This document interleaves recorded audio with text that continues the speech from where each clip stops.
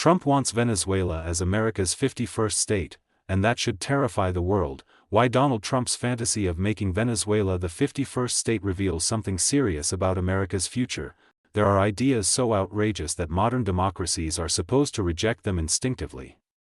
Annexing another sovereign country for its oil reserves is one of them. Yet in the second Trump era, absurdity has acquired a strange political durability. It arrives first as spectacle, then as provocation, then as strategic ambiguity. Eventually, Americans stop asking whether an idea is constitutional and begin asking whether it is merely difficult. So, it was when President Donald Trump casually suggested that Venezuela might become America's 51st state. The immediate reaction was predictable. Liberal commentators treated the statement as proof of presidential derangement. Conservative loyalists laughed knowingly and insisted the president was obviously trolling. Social media performed its usual ritual of outrage disguised as entertainment. Cable television panels debated maps. Constitutional scholars resurfaced old clauses. Meme makers had a productive afternoon, yet the remarkable feature of Trumpism has never been the outrageousness of its language. It is the speed with which the impossible becomes discussable. After all, this is the same political movement that once floated purchasing Greenland, reclaiming the Panama Canal, redesigning NATO around protection payments, and threatening tariffs against allies with the language once reserved for adversaries. In each case, establishment observers dismissed rhetoric as unserious. In each case, Trump succeeded in shifting the boundaries of acceptable geopolitical conversation.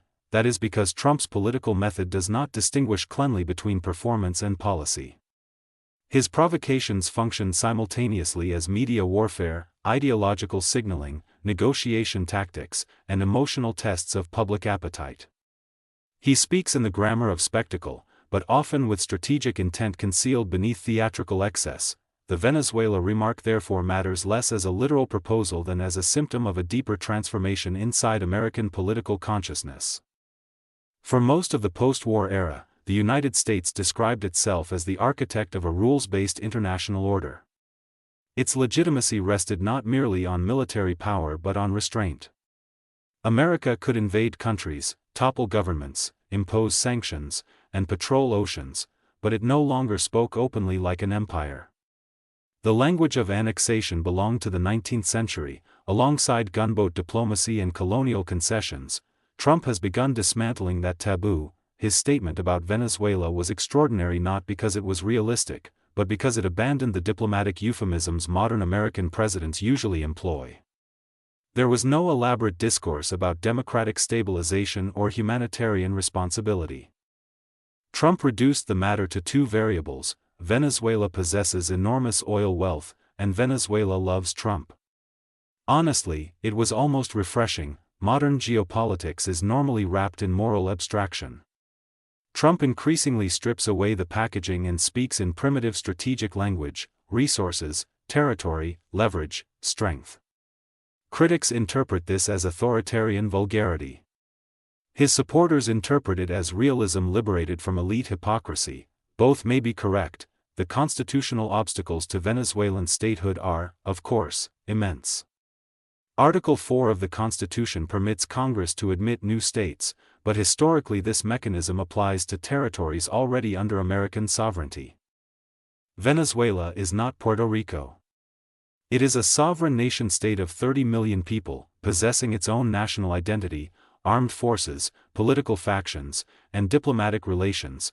To become a state, Venezuela would first need to become an American territory. That could theoretically occur through voluntary association, negotiated integration, or military conquest. Only the first two are legal under modern international norms. Neither is remotely plausible. The legal mechanics themselves are comically archaic. Under the so-called Tennessee Plan, a territory seeking admission drafts a constitution, elects officials, forms a territorial government and dispatches representatives to Washington to lobby Congress for statehood. The procedure sounds less like contemporary geopolitics than a forgotten administrative ritual from the age of frontier expansion, yet the absurdity of the process conceals an uncomfortable historical truth: America has done this before. Texas was once an independent republic. Hawaii was annexed under controversial circumstances after American business interests helped overthrow its monarchy. Puerto Rico remained suspended in permanent constitutional ambiguity. The continental United States itself expanded through purchases, wars, and territorial absorption on a scale that would today provoke international outrage. Trump's rhetoric therefore draws upon an older American tradition that modern elites prefer to treat as concluded history rather than living precedent. This is why comparisons to manifest destiny are no longer entirely metaphorical. Trump's worldview appears increasingly rooted in civilizational geography rather than liberal internationalism. The Western Hemisphere, in this framework, is not merely a collection of sovereign equals. It is an American sphere of influence whose resources, migration patterns, and political alignments are too strategically important to remain fully independent of Washington's orbit. Monroe Doctrine, once regarded as a relic of imperial paternalism, quietly returns beneath new branding. The oil question sits at the center of this logic. Venezuela possesses the world's largest proven petroleum reserves. For decades, however, ideological dysfunction, corruption, sanctions, and state collapse prevented those reserves from translating into stable geopolitical power.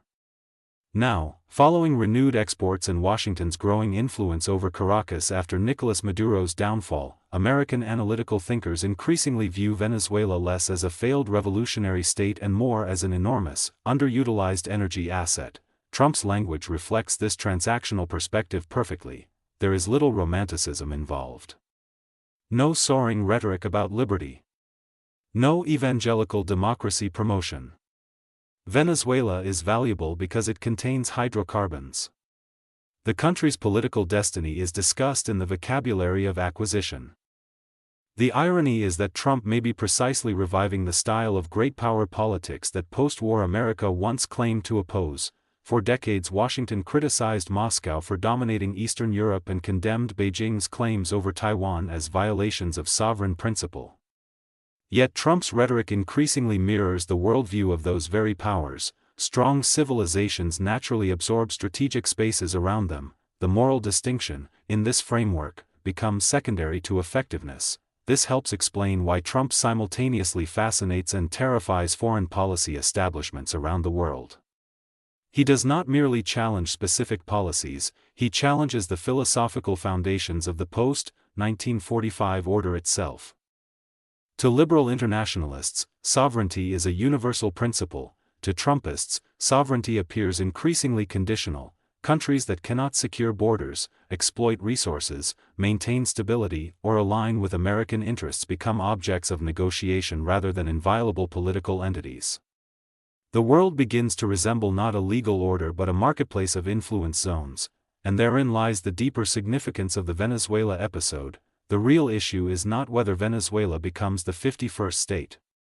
It will not. The real issue is that millions of Americans no longer instinctively recoil from hearing their president speak in openly expansionist terms. This psychological shift matters enormously. For most of the late 20th century, imperial ambition carried reputational risk in American politics. Presidents spoke of alliances, institutions, and democratic values even when pursuing raw strategic interests. Trump removes the moral cosmetics. He speaks about power the way rising empires historically speak about power, bluntly, transactionally, and with little concern for diplomatic aesthetics. Curiously, part of the appeal lies precisely in vulgarity. Many voters exhausted by technocratic language find Trump's geopolitical bluntness more believable than the carefully lawyered hypocrisies of traditional foreign policy. When establishment politicians describe interventions as humanitarian missions, citizens suspect concealed motives. Trump simply mentions oil reserves directly. Cynicism becomes authenticity, yet this authenticity carries consequences. Because once a superpower normalizes expansionist rhetoric, even jokingly, it alters international expectations. Allies become uncertain. Rivals become paranoid. Smaller states become defensive. The rules-based order depends partly upon performative restraint. When restraint disappears rhetorically, instability follows psychologically. Meanwhile, Venezuela itself complicates Trump's narrative in revealing ways. polling suggests widespread dissatisfaction with interim leader Delcy Rodriguez and overwhelming support for opposition figure Maria Corina Machado. Large numbers of Venezuelans want elections, institutional reform, and economic recovery. Many are grateful for American pressure against Maduro-era authoritarianism, but gratitude toward Washington is different from consent to annexation. Latin America possesses one of the deepest anti-imperial political traditions in the modern world. Opposition to American intervention unites leftists, nationalists, conservatives, and populists across the region. Even Venezuelans who despise socialism may recoil at the symbolism of formal incorporation into the United States. Trump may therefore misunderstand the distinction between admiration and submission. Indeed, the electoral implications alone would terrify Republicans if statehood ever became serious. A Spanish-speaking state of 30 million people would instantly become one of the largest political forces in America. The Senate balance would shift unpredictably. Congressional representation would transform national politics permanently. Conservatives who currently applaud Trump's rhetoric might rapidly rediscover constitutional caution. In practice, then, the proposal is strategically incoherent, legally improbable, and politically impossible, but empires are often shaped less by practical plans than by evolving imaginations, and what Trump reveals, unintentionally, is that America's imagination is changing. The post-Cold War consensus assumed that liberal democracy represented the final ideological form of Western power. Prosperous, restrained, institutional and post-imperial. Trump rejects every component of that assumption. His America is not post-imperial. It is consciously a civilization. It measures legitimacy through dominance rather than procedure. Leverage rather than norms. This does not mean America is about to begin annexing foreign countries. It does mean that the psychological architecture of American power is evolving towards something colder, more transactional, and historically older than many Western elites are comfortable admitting. In that sense, the Venezuela remark was not really about Venezuela at all. It was about the United States rediscovering temptations it once claimed to have transcended. History, unfortunately, has a habit of returning first as parody, and then as policy.